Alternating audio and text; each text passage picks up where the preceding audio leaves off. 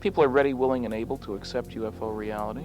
I would certainly agree with the Gallup poll showing that the majority of adult Americans do believe in UFOs, that the older the individual, the less likely to believe, that the more educated, the more likely to believe. I find that people don't believe the government's told them the whole story. There's nothing surprising about that, I guess. But that was even true 8 or 9 years ago, long before Watergate. And frankly, I'm also convinced that we're dealing with a kind of cosmic Watergate here. I find that UFO sightings are really quite common. Everybody's surprised at the end of my lecture when I ask how many people have seen a UFO, or something I would consider, and my standards are fairly tight. And invariably, you get anywhere from 3 to 10% of the people attending, and that's as many as 2,000 people, raising their hands. Usually, initially, they raise them very reluctantly until I start counting out loud, and they realize they're not the only ones, as each one seems to think he is. But then I ask, how many of you reported what you saw? And if I'm lucky, it's 1 in 20 of those who have seen it. The whole history of science, except for the last 100 years, is full of pronouncements. In 1903, it was proven by a great astronomer that one couldn't fly in an airplane, only a lighter-than aircraft could move in the sky. In the mid-20s, a professor proved that you couldn't get to escape velocity. Too much energy would be required. In the early 40s, the head of the Canadian Astronomical Association clearly mathematically demonstrated that if you wanted to get a man to the moon and back, the initial launch weight would have to be only 1 million tons. He, of course, did it with 3,000 tons, so he was off 1,000 million. That's how much he was off in his weight factor. In 1957, Dr. Lee DeForest, who invented the vacuum tube, father of modern electronics, great man, stated that the notion that man would go soon to the moon, would land, get back alive to Earth with samples for analysis here, that notion was the wildest science fiction worthy of a Jules Verne. He was bold enough to state that no matter what the discoveries of the future, that would never happen.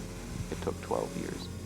So you'd think that we'd learn, by looking backwards, how to look forwards. And you know, if there were no other reasons for studying UFOs, the technological, pragmatic ones are certainly worth the effort. That was nuclear physicist Stanton Friedman, an early UFO researcher, speaking to a 1975 seminar at the University of California in Berkeley. Friedman was the first civilian to document the site of the so-called Roswell UFO incident. This time on the Plutopia podcast, Jon and Scoop welcome two distinguished experts to the show. Hey, welcome to the Plutopia News Network. This is John Lebkowski, and my co-host is here with me, Scoop Sweeney. Hello, Scoop. Hello, Scoop. Oh, no, that's me. Hello, John. And our guests today are John Lebkowski and Scoop Sweeney, which is us. Yep, that's us, and we're going to babble at you. This is what we do when we just feel like it. We have grand plans, or at least semi-grand. I don't know how grand our plans are. Well, I mean, now that the erection of Plutopia Towers is done. We had an erection? I thought someone might complain.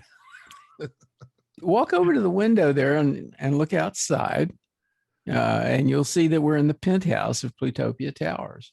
And it's quite a nice penthouse. It has hot and cold running water, electricity, all the modern conveniences. Got hot and cold running co-hosts. I'm not running right now. Hot and cold sitting co-host. So one thing that we were going to, sorry about that. One thing we were going to talk about today is a new plan we've been percolating, or a new thought we've had. Scoop and I were both big fans of the old Art Bell Coast to Coast radio show. And I guess Coast to Coast is still out there as a radio show and a podcast with a different host. But the thing about Coast to Coast is that there were a lot of discussions on there of what they call paranormal stuff that's like out of the box. You know, it's weird stuff. Ghosts, ESP, psychic photography. Don't forget the cattle mutilation. That's one of my favorites. We used to cover that at my job at Zodiac News Service. We loved a good conspiracy, and that was one we got a lot of mileage out on. But our favorite, I think this is true of both of us. I mean, the one thing that we were really interested in, because it's not completely woo-woo, and that's unidentified flying objects. UFOs, as some folks refer to them, and it's not out of the realm of actually being a real thing, because there are a lot of people with a lot of big credentials that have been studying this stuff. We started the broadcast with Dr. Stanton Friedman, who was an early investigator, and he came up with a lot of interesting information that is held up. It survived the test of time, I guess. A lot of his things that I heard from him in my interview with him were still pretty current. Yeah. And, the original thinking about UFOs, people used to really believe in UFOs, not just lay people, but also government people. And they were not readily dismissed initially, but at some point they were dismissed. And, there may have been reasons for that. The government continued to study them, and we're not entirely dismissive of them internally. But my understanding is that they were so concerned about having many, many piles of reports from people who, as long as everybody was taking it seriously, people would see all sorts of things. And a lot of the reports were things that were really pretty conventional. Somebody would see an odd cloud and they'd report it as a UFO. And they didn't want to be deluged with all of these reports, many of which were really not of anything out of the ordinary. And the only reports that they mainly cared about were reports of maybe enemy aircraft flying into the country or something like that, a clear and visible threat. Yeah, spotting Vladimir Putin in the lounge at JFK, that might be he's not supposed to be there. That's the kind of thing they want. They don't want any wacky UFOs. Like a giant orange man up in the sky flying over with a jetpack. Yes, a giant Trump balloon. I'm sure they got plenty of reports on that. Exactly. But they also got a lot of reports based upon testing of new military technology. When the stealth fighters were being tested, there were people that spotted those, and it was interesting that they tried to just totally avoid those because they didn't want to go and say, no, that wasn't a UFO. That's our new stealth fighter that we're designing. It's an IFO. Yeah.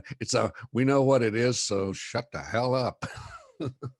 Yeah, those were like the many triangular UFO sightings were probably stealth aircraft. Yeah, we actually, my wife Clarissa and I were on a trip out to Texas. On our way back, we went through the Mojave Desert, and we actually saw we were near Edwards Air Force Base, I believe, and we actually saw one of the early stealth fighters, taking off. I think it was probably close to being used, but I mean, just seeing that, I can see why people would say that's a damn UFO, because it was, I live near an Air Force base, so did you. So we saw plane, military aircraft all the time, and it looked nothing like any of those military aircraft I ever saw.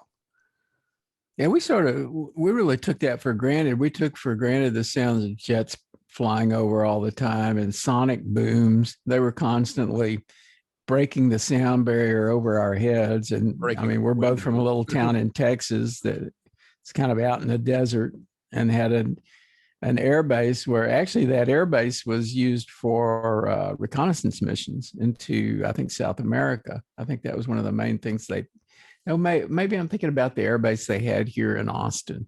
Yeah, the one there was a fighter base.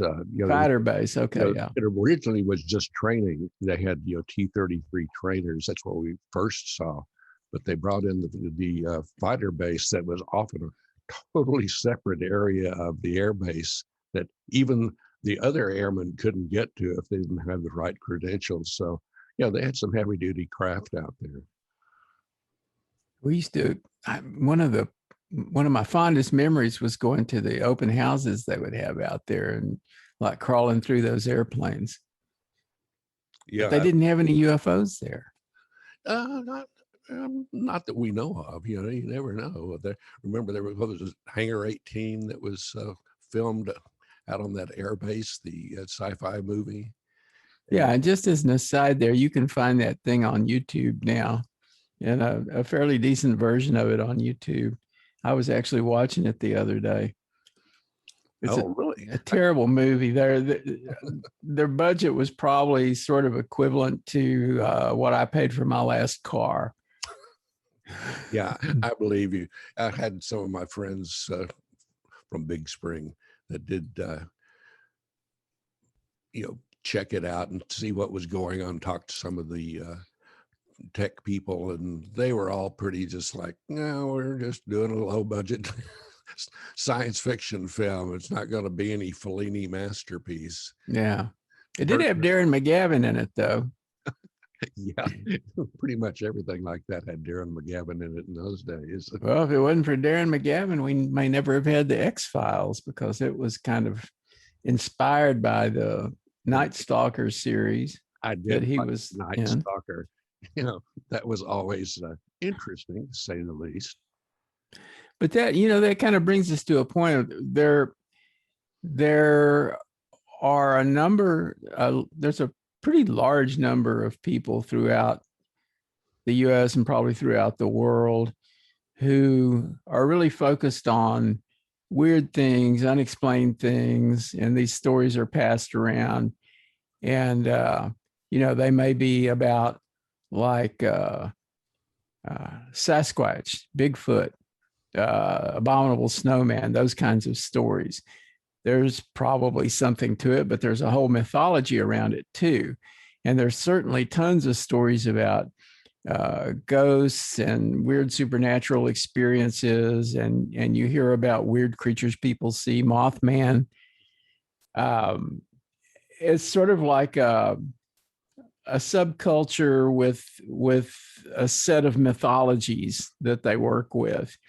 And because it was so readily dismissed by the government and then by the scientific establishment, the UFO phenomenon, whatever it might be, whatever it might represent, and there's some diversity of the kinds of sightings people have, so who knows. But rather than taking a scientific approach to those sightings, mainly the ones that didn't really have any clear explanation, instead of studying them scientifically, there was this tendency to dismiss them and say, sort of relegate them to that kind of set of subcultures I was talking about. It was another weird thing that people are into if they're a little bit nuts, right up there with like QAnon maybe, and that kind of thinking, weird conspiracies.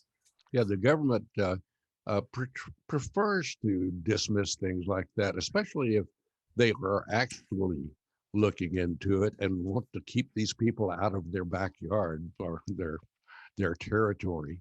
Because I've been reading through some of the CIA documents that were released by on a website called the Black Vault, and they got the CIA gave them the CD-ROM that contained all of their sightings and reports and studies of UFOs that they're willing to, to talk about. Probably I think it goes up through about 1996. It starts in the early 50s and goes through the late 90s.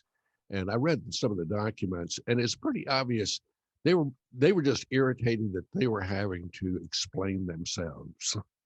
Yeah. That's a fairly standard government response to almost anything, like voting. We don't have to tell you about it. Just go vote, and we'll take care of you. You know how easy that was to to deal with. Well, I guess it changes when the people who tend to be like loony conspiracy theorists start getting elected.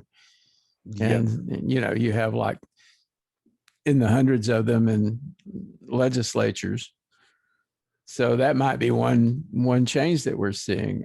Certainly, there's been an interest within the political part of government, i.e., elected officials. There have been a number of those people who were interested in learning more or having disclosure, is what they refer to it as in UFO culture. The idea that the government will eventually start disclosing what it actually knows. And in one of the recent COVID stimulus bills, like the first one that they passed, I'm not sure exactly who put it in there, but they added a piece of legislation that required the government to disclose what it knows about UFOs. Yeah, I found that quite interesting. Yeah, and that disclosure hasn't really happened yet. There's supposed to be there have been a few things trickling out, but there's supposed to be a more significant report, I think, around June 1st. And we have been talking to a UFO, someone who studied UFO phenomena and written about it, who will probably join us around that time to talk about such things, to talk about specifically whatever comes out of that report. Yeah, I'm sure that they gave them plenty of time so they can go and hide the really incriminating file cabinets. Because in the age of transparency, there's different levels of transparency. Government transparency may or may not be all that transparent, depending on which part of the government you're dealing with. Any of the intelligence agencies, you shouldn't really expect a whole lot of transparency, because that's kind of goes against the whole concept of the intelligence agencies. Well, but if you read this article, so the New Yorker, the most recent issue of the New Yorker has an article in it called "How the Pentagon Started Taking UFOs Seriously." And it's a pretty interesting article. It was written by Gideon Lewis Krauss, who's one of the writers for the New Yorker. It's a longer investigative report, as they do in the New Yorker.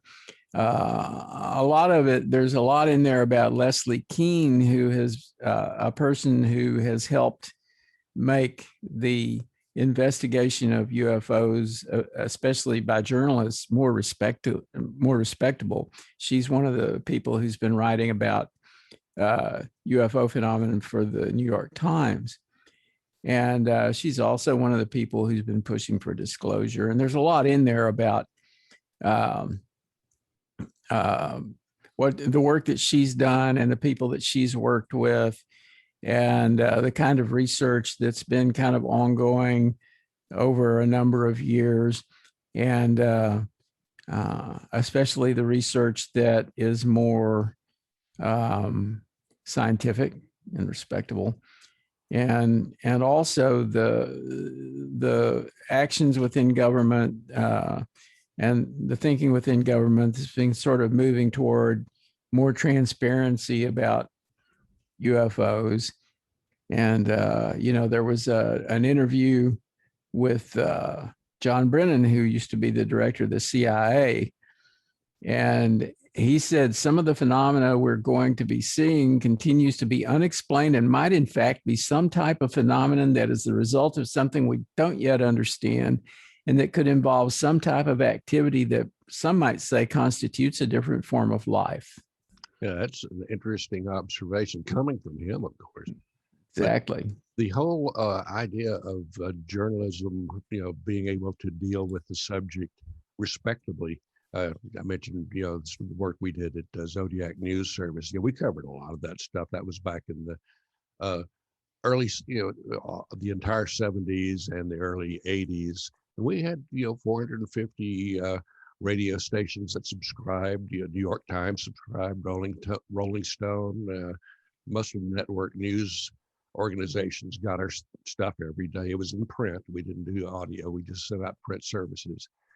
And my fellow journalists would say, off the record, of course, that they really liked seeing this stuff, but they wish they could do it too. But it all comes down to if they did it in one of these more conservative, news outlets, the boss would just kill it. Yeah, it would be spiked right away, and they would probably be spiked as well. Back in those days, news organizations were very, very conservative by most standards. It's just a small number of people in those days that were actually trying to cover something different, say something that was not approved by the conservative views of the time. So it's nice to be able to look into that, because I'm sure there are a lot of very wacky people that are just making this stuff up, but there are also a lot of respectable people who just want to let you know about something that they observed that may have been very real. So you kind of have to wade through all these reports to figure out, what's garbage and what's good information. That, and you think about like people wearing tinfoil hats or whatever, coming out and making wild claims and so forth. But I've run into a number of people who were not just really serious about what they believe that they saw or experienced, but it scared the hell out of them and they don't even want to talk about it. Yeah, that's a common occurrence. Stanton Friedman said in his interview with me that most, he'll have people raise their hand in his lectures. How many of you have seen a UFO? A couple of hundred hands will go up. And he'll say, how many of you actually reported it? And maybe 5 or 6 people will raise their hand. And apparently that was pretty much the percentage. Most people don't want to deal with it because they know they're going to be, from the way you see it being treated in the media over the years, they just don't want to be the target of abuse or laughter or ridicule or whatever, because there are a lot of people who just don't want to hear that stuff. Indeed. And I'm not sure that I would readily report it if I saw something. Yeah. Who do you report? Oh, I probably would. I'm pretty garrulous and I tend to want to talk about things. Yeah. Would you call the Austin PD? Do you think they'd But there's also, there's people who believe that they have been abducted by people from UFOs or creatures from UFOs or whatever. I know some people that I suspect were abducted by UFOs. I know a few people I would like to see abducted by UFOs, but that's another story. I think Donald Trump may be a candidate there. I was wondering how he got that. I wasn't going to bring him up, but yeah. Yeah, that's not human hair. Come on. No, I ran into a guy when I was part of a company called Fringewear, and we had a store here in Austin. I was working the store one night, and a guy came in. We had a lot of like alien weird stuff. There was a guy named Bill Barker who had a sort of art, an aesthetic, really. He referred to it as schwa, and it was depictions of aliens in a very sort of high-tech, glossy kind of aesthetic. And he created like bumper stickers and little books and that sort of thing. I was a schwa fan for sure. Yeah, exactly. A lot of people know schwa pretty well. And we carried some of that stuff in our store. And there was a guy there one night who was kind of looking at that stuff, and I got into a conversation with him, and he let me know. He says, "This is not funny. He says, you shouldn't be putting this kind of stuff out here that is dismissive of the whole thing. And it turns out he had had an abduction experience, and it had scared the hell out of him. And he didn't think it was very cool for people to be sort of like, I don't know, making fun of that kind of experience or kidding about aliens. He said, it's not a joke. I can't see making fun of it so much. I might make fun of some of the ones that are obviously just whack jobs, and it's a temptation I will yield to occasionally. But I like to hear people's stories, and I try not to be judgmental until they're done with the story, at least. Yeah. Did you ever read Aboard a Flying Saucer? No, I missed that. It was written by a guy named Truman Bethurum. And he wrote that he had been taken aboard a saucer by aliens from a planet called Clarion. And I don't know, he had a lot about his conversations, and there was an attractive woman who was like one of the aliens, and I guess the captain of the saucer or whatever. Anyway, it was pretty ridiculous stuff. And there was a lot of that kind of stuff coming out. George Adamski was another guy who wrote a lot of books about UFOs that were really, they were kind of silly. And there would be pictures in there that, really looked like fakes. Yeah, I saw some of those kind of things that looked like some of the set dressing from some of the really bad early flying saucer movies from the 50s. You could see the little strings hanging down there. Oh, try again, Skippy. Plan 9 from outer space. Yeah, that's a good example there. That was a fine work, worthy of Bergman, I think. But it's like that with any journalistic endeavor. You have to wade through everything, and if you let yourself get prejudiced too early on, you might miss something that was really meaningful.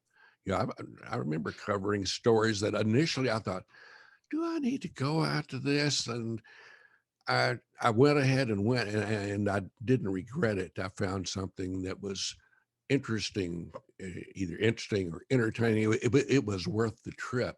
And if I were just being, dismissive, it's probably some whack job. I'm going to stay home and, watch Gilligan's Island. I wonder if Gilligan was kidnapped by a UFO. I don't know, because My favorite Martian. Yeah, now that, my favorite Martian, Uncle Martin, was, he was suspicious. He was a rather pleasant alien, though. Yeah, now that Will Robinson, go. I think he was definitely a suspect there. Billy Mumi, I think it's how he's pronounced. He actually turned out to be a pretty decent guy, punk rocker, and did a lot of cameo appearances in sci-fi TV. Popular culture has given us a lot of sort of, I guess you would call them sort of like iconic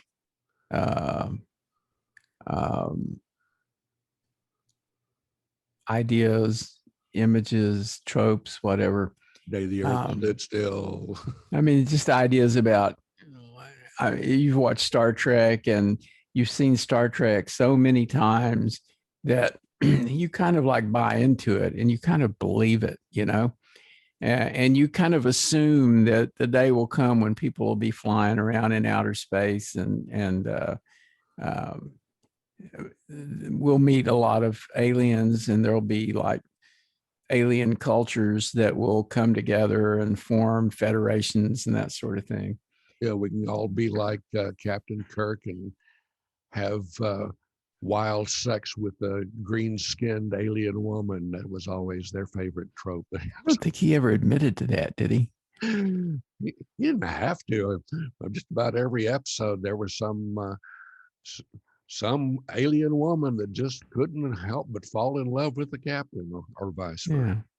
Well, anyway, so we carry these assumptions with us, and it's really become a kind of mythology, something that we really, even though we've seen all of these fictional accounts of things, we sort of believe that they're real. I mean, aside from the outer space stuff, there's also like time travel.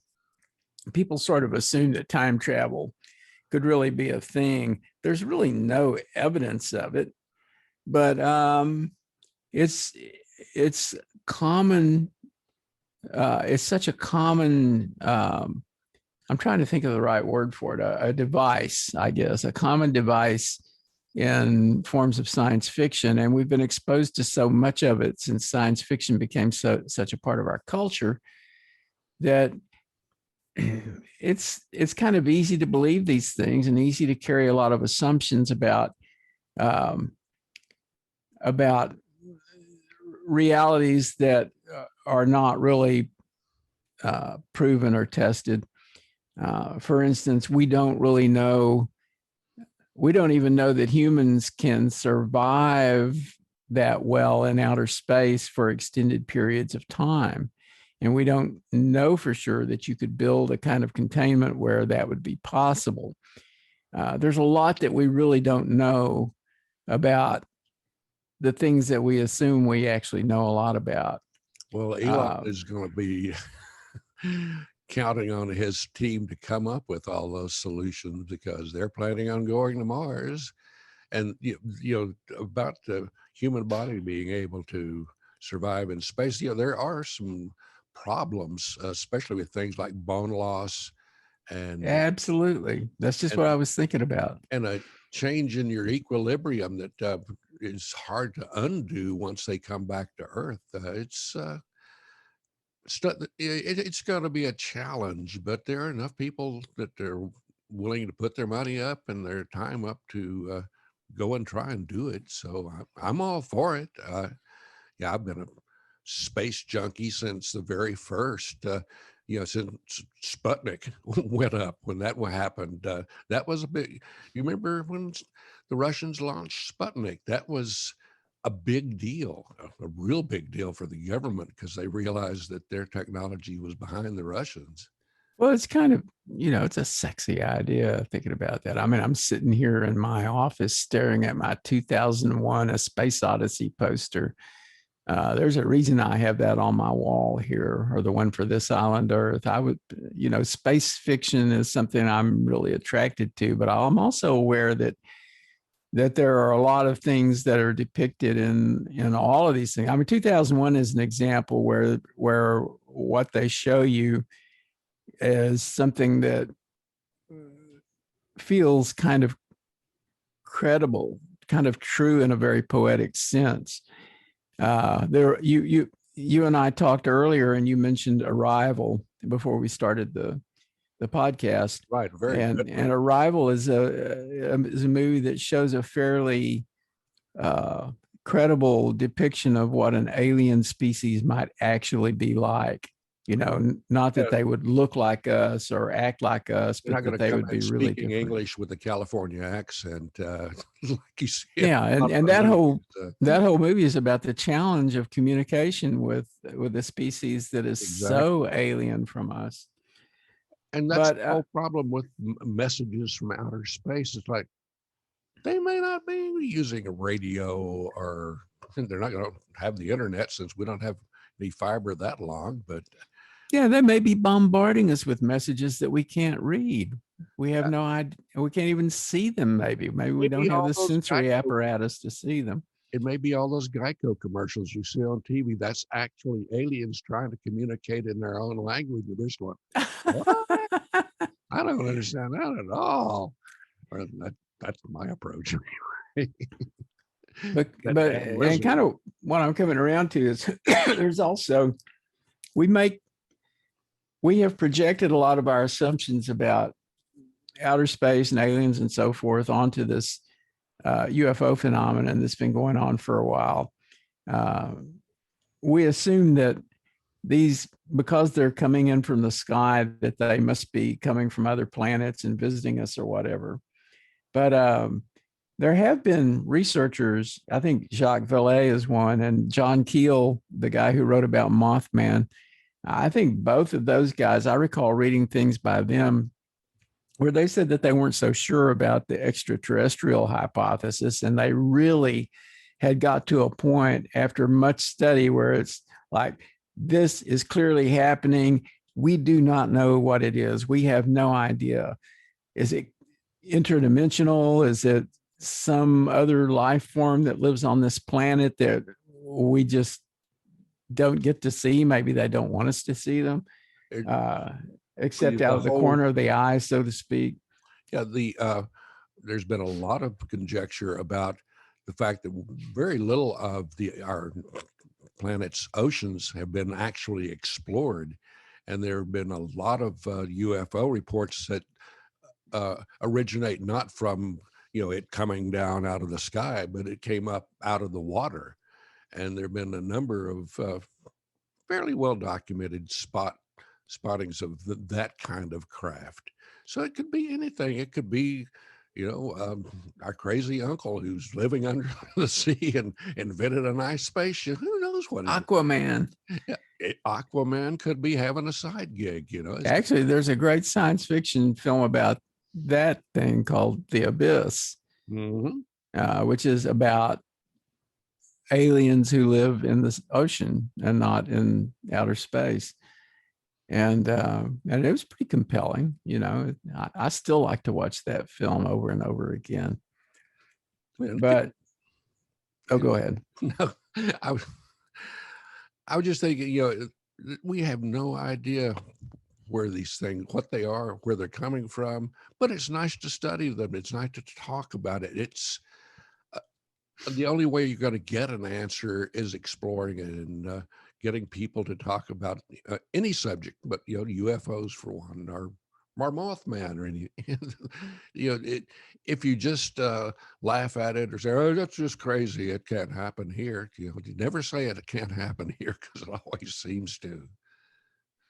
Well, our senses are limited.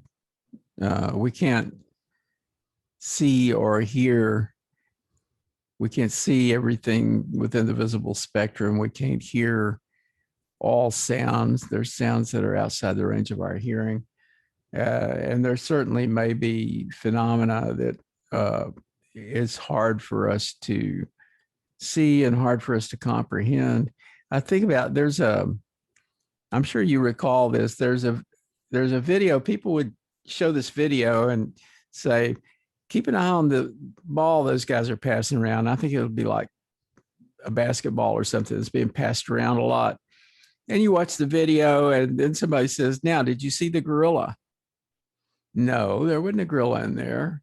And then they go back and they show you that actually in the video, a guy in a gorilla suit walked through the video. You didn't see him because you weren't looking for him. Yeah, well, you weren't looking at him. Yeah. And he should have been obvious.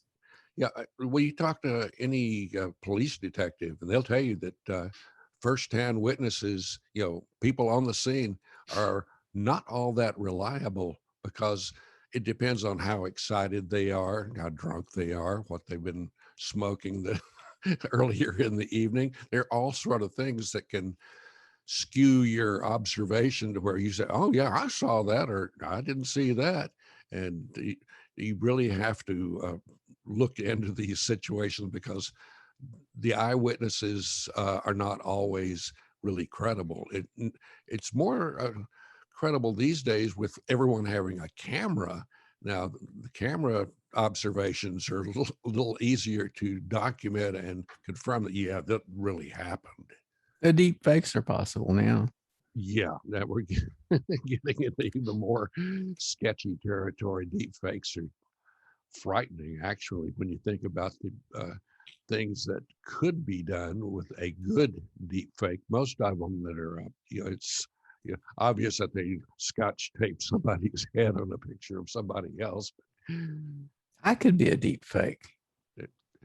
Well, you are deep. You're a deep individual, but fake, I don't know. I've known you long enough to have already confirmed that you are a substantial individual. Strange but substantial. Yeah, I can't talk about strange. That's my middle name. But yeah, I just enjoy talking about this stuff because, back to when we were doing Zodiac News, we got a lot of interesting conspiracies, cattle mutilations. I covered that. That was very strange. But one thing that disturbed me was there was the report, and we talked with Mark Deary about it, about Edward Gorey being at the Dugway Proving Grounds when they were doing nerve gas testing up there, and all the sheep nearby got killed. And we got reports like that, and they were in the same area as Dugway Proving Grounds. And of course, the government was saying, wasn't us. We don't do that. We don't have nerve gas. We don't do any of that sort of stuff. And there's all these farmers going, I got 3,000 dead sheep, damn it. So I enjoyed looking into stuff like that, but there were a lot of wacky ones. Like someone said, well, I found my dog run over. I think it was aliens. We're like, okay, Skippy, call me back later. That would be a pretty low-flying alien aircraft that would run over a dog. Yeah, and it had extremely unlikely Goodyear tire tracks on its back. Well, try again. I'm trying to think of a specific UFO sighting. I just wonder, there have been some recent revelations of unidentified aerial phenomena viewed and in at least one case filmed by military personnel. There have been a number of those.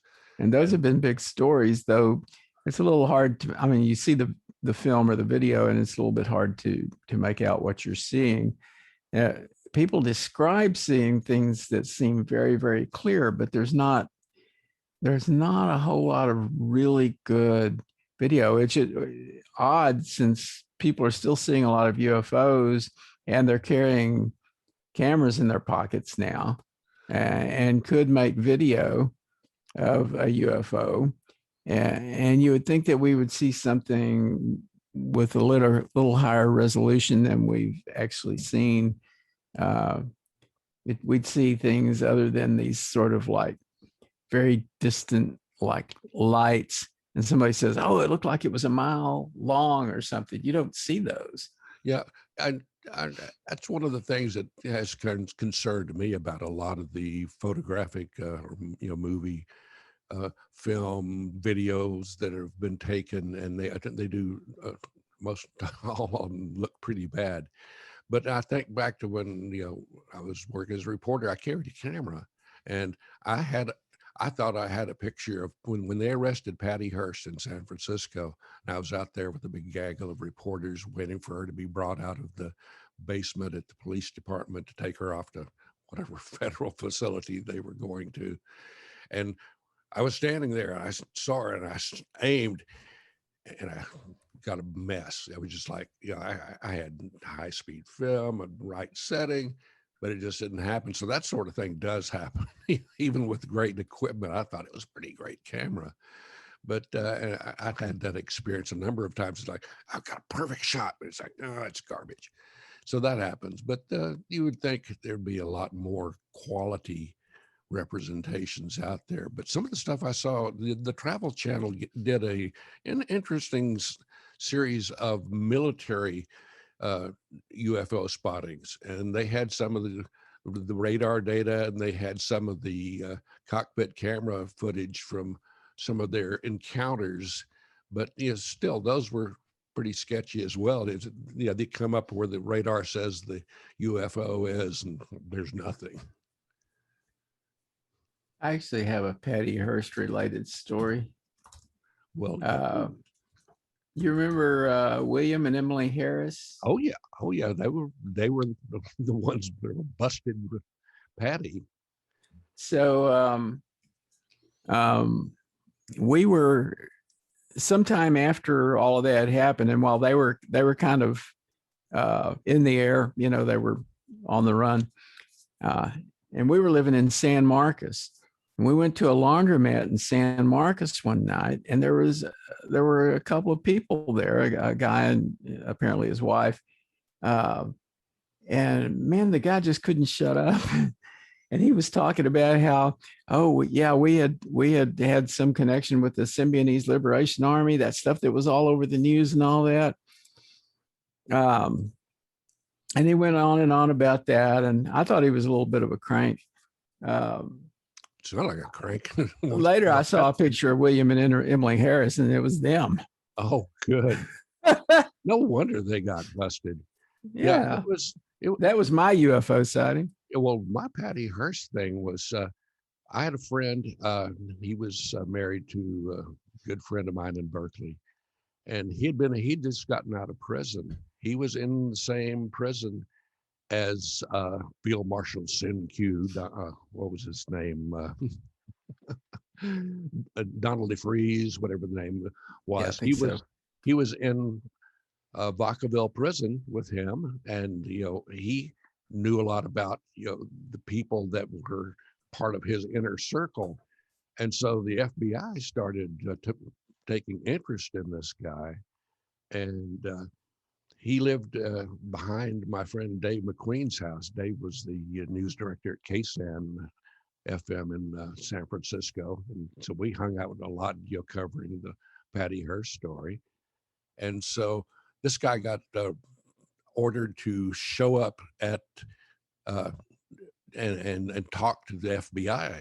So McQueen got his attorney to do it at his office, and we didn't really identify ourselves other than our names. And these two FBI agents were there, and they were just pumping our friend Jerry with for everything I hoped he had, and he wasn't going to talk. He didn't want to die, because everybody was thinking that if you said anything about the SLA, that they were going to come and get you, and that probably was the case.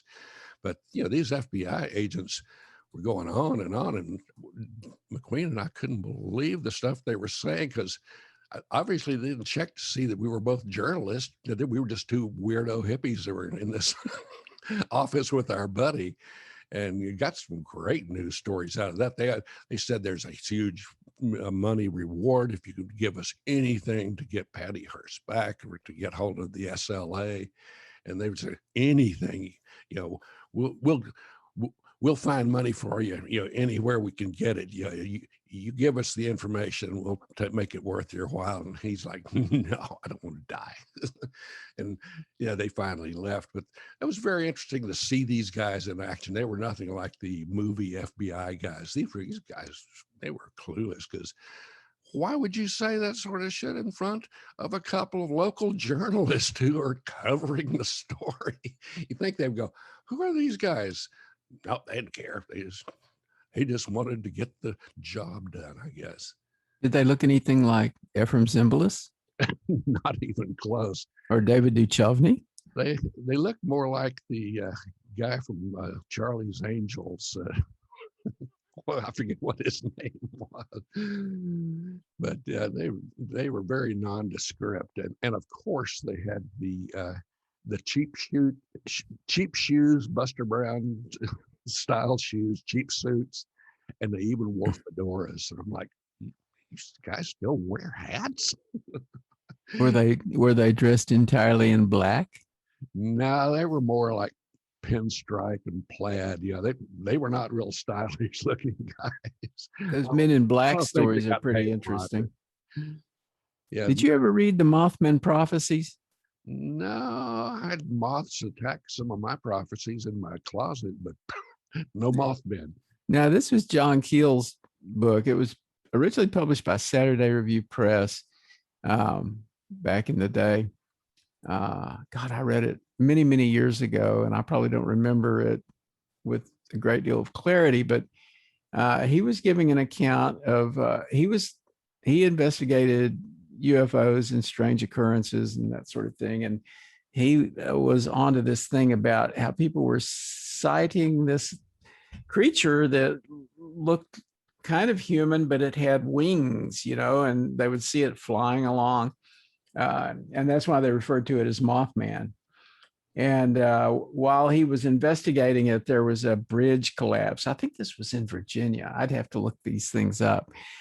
But it was a pretty fascinating story. And one part of that story was he was one of the first people to talk about men in black. He was being visited by men in black who were appeared to be from some government agency and were asking him a bunch of questions, but they were also a little weird, you know.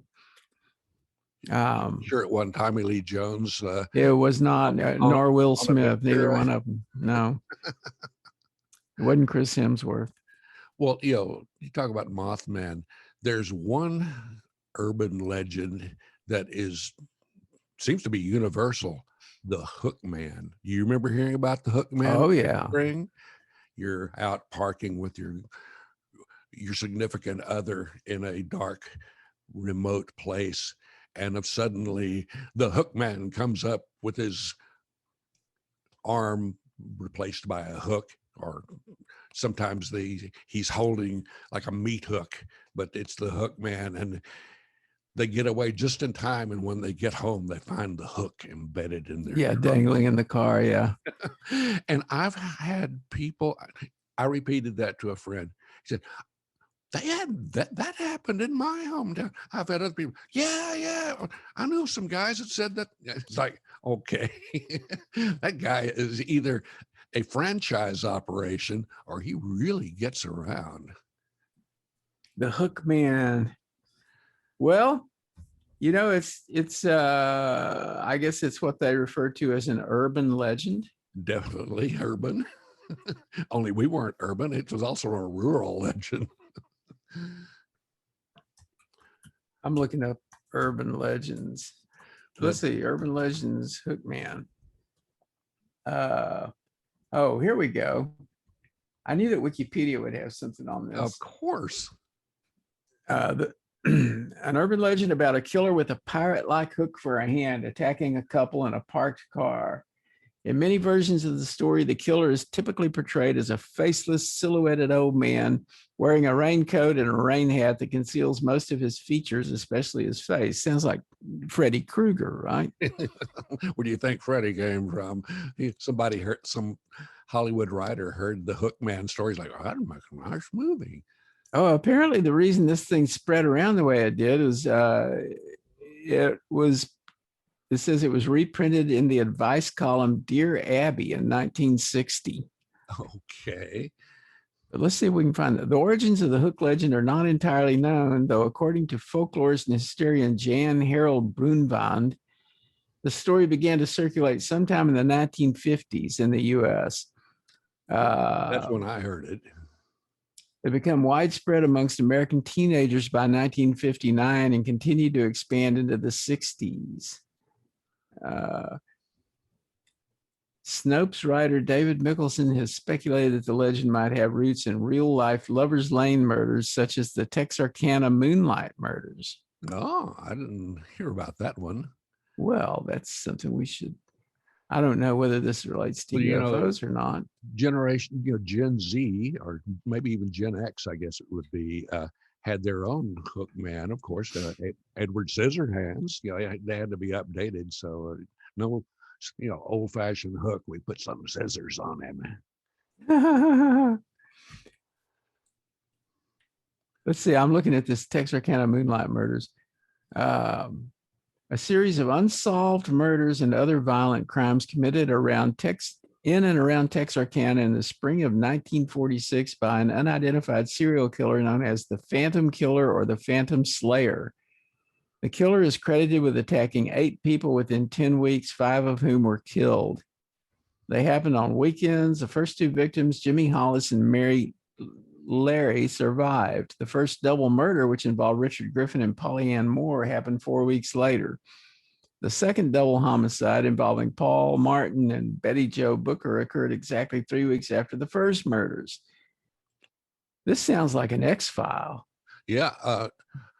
Where was Ted Cruz when all this was going on? I want to know. He gets around. I don't mean that, Mr. Cruz. tell your attorneys to go away. It's a joke. But anyway, yeah, there's a lot of interesting stuff out there. And I hope we can get some people to, if you're listening to this and you have an interesting urban legend, or if you saw a UFO, or were kidnapped by a UFO. If a Mothman ate your sweater, I mean, we're your guys. Come on down. info@plutopia.io. That's the central nervousness. It's a nerve center. And our Twitter account is @Plutopia. And I think we have it set up to accept direct messages if you want to message us there.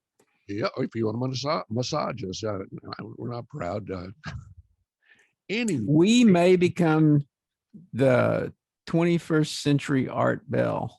Nah, nobody can outdo art. For one thing, we're not in Pahrump, Nevada. I mean, come on. If you're not in Pahrump, you're not at the top. We're not in the high desert. I don't think anyone will ever replace art.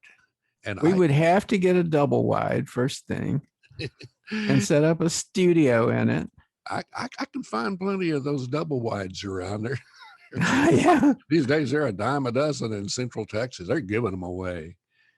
So have we run out of time, Scoop? Well, yeah, we're at the 55-minute mark. So I think we just need to tell people what we need them to do if they have a conspiracy, if they want to even start one. If they're planning to start a conspiracy, we'd like to be on the ground floor. We'll come out. Yeah, we'll be looking for your emails, definitely. Yeah. And we also invite you to pay attention to the various things that we do, which include this podcast. And we do a live broadcast every Thursday. We started on YouTube, and we link it to Facebook. And you can also see the replays of that on our YouTube channel. Just look for Plutopia News Network. And we have a radio show every week called Radio Free Plutopia, which is not just us babbling, but also some pretty great music, mostly rock and roll, jazz, and some world music. And what else? What other things do we play? You name it, we play. I play a lot of electronica, anime music. I like a lot of the foreign rock. Just you name it, we'll play it within reason. No Celine Dion, unfortunately, and Debbie Gibson's definitely out. And I've been thinking about playing some of my Celine Dion on there. Well, then I'll be forced to bring out my Osmond brothers and fight back. So we could have a cheese fest. Get our cheesiest favorites out there. I've got some real cheesy ones. So be careful what you do, because I might hit you with a cheese fest. So, John, well, thanks. This is a lot of fun. I enjoy talking about this stuff. It reminds me of the good old days when I was at Conspiracy Center. Yeah, I mean, we are kind of a conspiracy theory ourselves, aren't we? I'm always a theory. I don't know how real I am. I'm in the theoretical.